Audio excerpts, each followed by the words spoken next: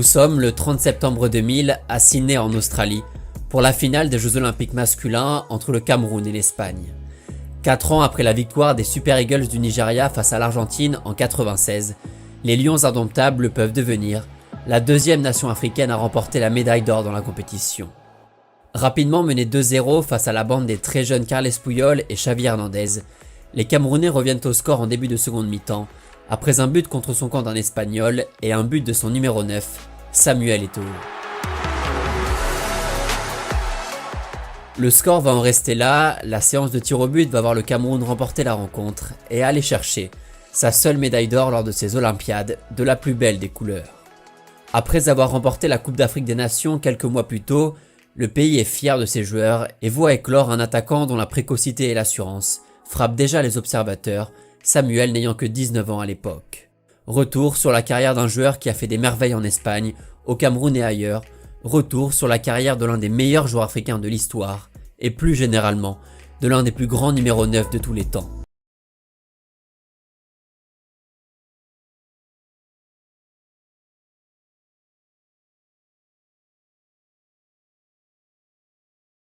Lancé balle au pied, lancé sur l'aile, le résultat était souvent le même quand Samuel Eto'o finissait avec le ballon entre les pieds. Après un 1-2 avec un coéquipier, devenu l'une de ses grandes spécialités, ou après un appel entre les lignes, il était généralement trop tard pour les défenseurs, qui voyaient s'échapper le numéro 9 camerounais. Rapide et très intelligent dans ses déplacements, Eto'o faisait faire des cauchemars à ses adversaires, usant de ses qualités de finition et de sa grosse frappe pour marquer dans n'importe quelle position. Un poison, un vrai, un supplice pour les défenseurs comme pour les gardiens, un avant-centre à la technique indéniable et au déplacement imprévisible, l'homme des records, des trophées, l'homme aussi de toutes les punchlines.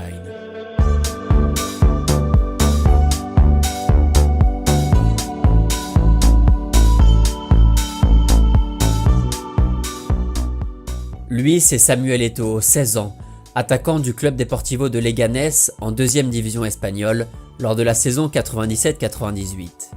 Alors sous contrat avec le Real Madrid qu'il a rejoint quelques mois plus tôt après plusieurs échecs en France, le joueur joue une trentaine de matchs dans le club de la banlieue de Madrid avant d'enchaîner 2 saisons compliquées à la Maison Blanche, bloqué dans la hiérarchie par plusieurs grands attaquants dont Raúl, Fernando Morientes et le français Nicolas Anelka, fraîchement arrivé d'Angleterre. Mais le passage de l'année 2000 va faire beaucoup de bien à l'attaquant camerounais. Après une dizaine de matchs joués seulement en 2 ans en Espagne, le joueur est prêté à Majorque en janvier 2000, club du milieu de tableau du championnat espagnol. Et là, tout va s'accélérer pour le Camerounais. D'abord, le Cameroun remporte la Coupe d'Afrique des Nations 2000 en février, avec un Samuel Eto'o brillant qui marque en quart contre l'Algérie, en demi contre la Tunisie et en finale contre le Nigeria. Première Coupe d'Afrique, 2e meilleur buteur de la compétition, élu dans l'équipe type du tournoi, tout va mieux pour le jeune originaire de Yaoundé qui aperçoit enfin la lumière au bout du tunnel. Car en Espagne aussi, l'attaquant va faire des merveilles. En avril, Eto'o claque un doublé au Camp Nou, il inscrit 6 buts en 13 matchs avec Majorque et le Real décide alors de céder 50% des parts du joueur au club de Palma dans les Baléares. Sur sa lancée et après la victoire des Lions aux Jeux Olympiques de Sydney, Samuel s'éclate dans le club insulaire qui réalise plusieurs belles saisons en Liga. Le premier problème déjà quand on arrive d'Afrique, c'est le froid, l'hiver. Il faut s'adapter à l'hiver. Chez nous en Afrique, il n'y a pas d'hiver. Il faut pouvoir s'adapter à la langue, il faut pouvoir s'adapter à la nourriture. Et ça, ce sont les premiers problèmes. Avec la cinquantaine de buts marqués en 120 matchs disputés, dont certains en Ligue des Champions, les fulgurances d'Eto'o épatent l'Europe et crispent le Real Madrid, humilié plusieurs fois par le joueur camerounais qui n'a jamais vraiment digéré son passage chez les merengues. Ouais, un bon petit slalom devant Florentino Pérez après 2 ans passés sur le banc là-bas, ça fait toujours plaisir. Vainqueur de la Coupe du Roi en 2003 avec un doublé de son numéro 9 et qualifié pour la Ligue des Champions en 2001, Majorque n'oubliera jamais le passage du meilleur joueur de l'histoire du club qui inscrit 17 buts et délivre 10 passes D en championnat lors de sa dernière saison en 2004. Au milieu de tout ça, Eto'o remporte déjà sa 2e Coupe d'Afrique des Nations en 2002 au Mali. Moins performant que l'édition précédente, il inscrit un seul but en phase de poule contre le Togo et dispute la finale remportée au tir au but contre le Sénégal.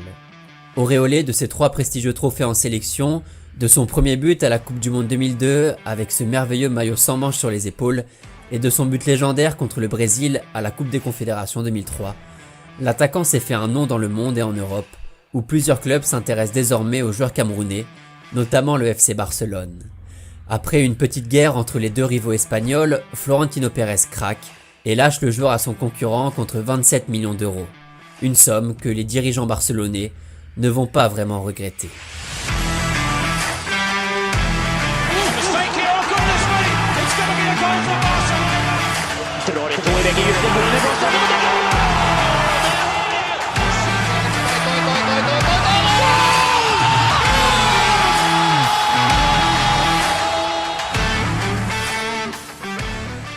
Arrivé en Catalogne à 23 ans, Eto'o grille les étapes et s'installe tranquillement sur le trône de meilleur buteur de Liga dès sa première saison, aux côtés de Diego Forlán, alors sous les couleurs de Villarreal. Avec 25 buts marqués en championnat, bien aidé par Ronaldinho et Ludovic Giuli autour de lui en attaque, et par Deco et Xavi au milieu de terrain, Eto'o va trop vite et prend son envol enfin, dans un club avec de l'ambition. D'ailleurs, le Barça remporte le championnat la même année, et Samuel en profite pour faire la bise à son ancien club madrilène.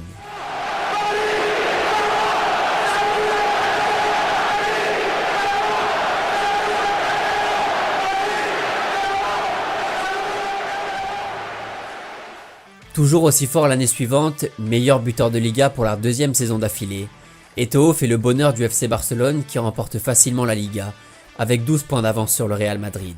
Parce que la force du Barça, c'est que c'était un groupe de jeunes qui aimaient s'amuser ensemble. Quand on rentrait dans un stade, on voyait qu'il y avait une certaine complicité. On partageait plus que des entraînements, plus qu'un match de football. La superstar Ronaldinho, le jeune Messi, le confirmé Giuli, le vétéran Larsson et la terreur des surfaces Eto'o, les Blaugrana en fière allure et se hissent même en finale de Ligue des Champions grâce à plusieurs buts importants de l'attaquant camerounais.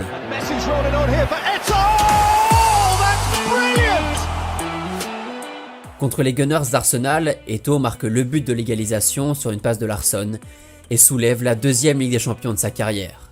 Bon, officiellement c'est la deuxième après celle du Real en 2000, mais dans les faits, c'est le premier vrai trophée européen de Samuel, qui s'impose désormais comme l'un des tout meilleurs attaquants du monde, mais seulement 6ème du Ballon d'Or 2006.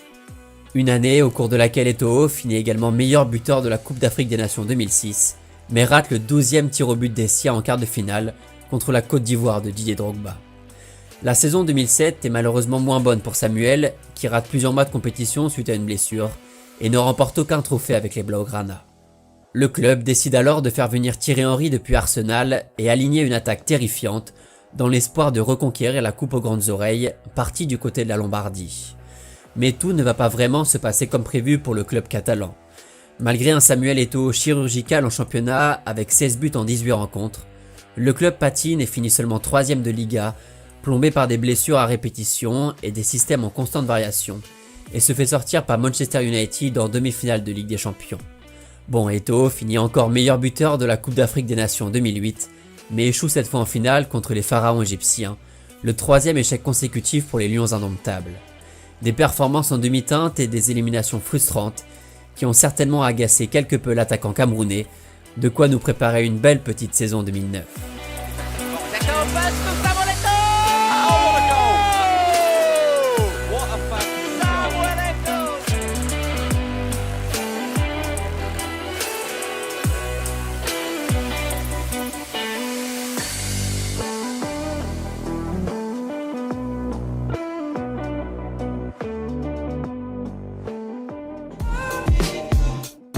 Totalement inarrêtable, Eto'o inscrit 30 buts en 36 matchs de championnat dans un trio avec Messi et Henry, qui cumule exactement 100 buts marqués sur toute la saison avec le Barça.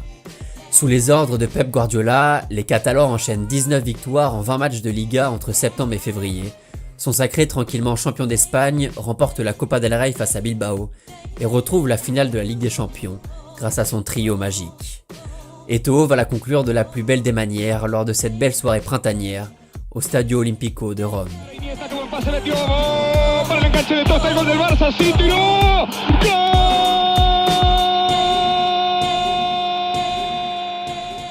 Une victoire 2-0 avec un but du Camerounais en finale, la cerise sur le gâteau d'une année exceptionnelle pour ce qui va rester, comme le dernier match de Samuel sous les couleurs barcelonaises. Car malgré toutes les promesses faites sur le terrain, un échange prend forme entre le FC Barcelone et l'Inter Milan de José Mourinho, qui souhaite recruter l'attaquant barcelonais. C'est ainsi que Zlatan est envoyé en Catalogne en échange de Samuel Eto'o et de 46 millions d'euros. Un sacré coup sur l'ego du Camerounais, de quoi lui donner toute l'énergie nécessaire pour la saison qui arrive. C'est sur le terrain que tout se passe. Et jusqu'à preuve du contraire, j'avais prouvé que je méritais jouer. Chaque dimanche, je méritais jouer. Aligné sur l'aile par le coach portugais, Samuel marque un peu moins dans une équipe articulée offensivement autour du Camerounais, de l'Argentin Diego Milito en neuf, du tout jeune Mario Balotelli et évidemment du Néerlandais Wesley Sneijder en milieu offensif. Les Nerazzurri vont aller remporter le championnat italien 2 petits points devant l'AS Roma, la Coupe d'Italie 1 petit but devant l'AS Roma et se hisser en demi-finale de Ligue des Champions après des victoires contre Chelsea et le CSKA Moscou, une demi-finale où les attend le FC Barcelone. This is 2010 Champions League semi-final first leg at the San Siro, Inter Barcelona. L'Inter va remporter la rencontre 3-1 après une masterclass tactique de Mourinho, expliqué dans une interview que je vous laisse dans la description.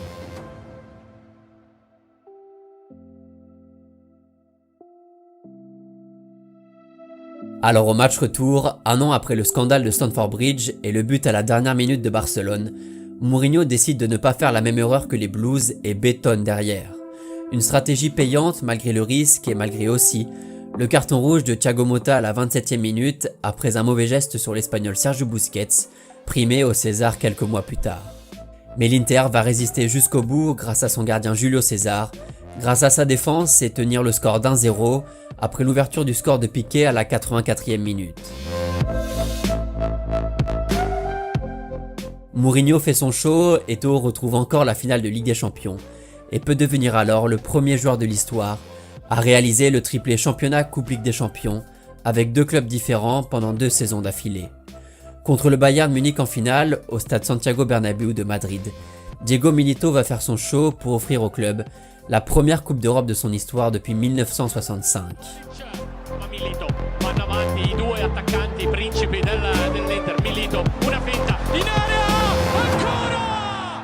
Après l'euphorie collective d'une année 2010 au cours de laquelle l'Inter remporte quasiment toutes les compétitions possibles, va venir le plaisir individuel pour Eto'o, qui réalise la saison la plus prolifique de sa carrière.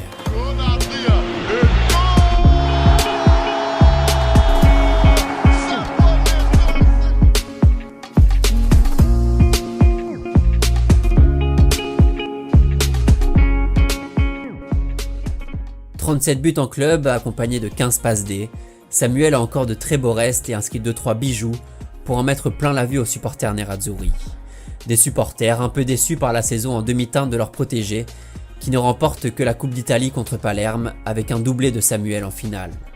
Et voilà qu'à 30 ans, après avoir reçu les louanges de son président suite à sa magnifique saison, le Camerounais décide de quitter l'Italie et de céder au chant des sirènes russes, celle du club d'Anji Makachkala, qui lui propose à l'époque le plus gros salaire du monde pour un footballeur.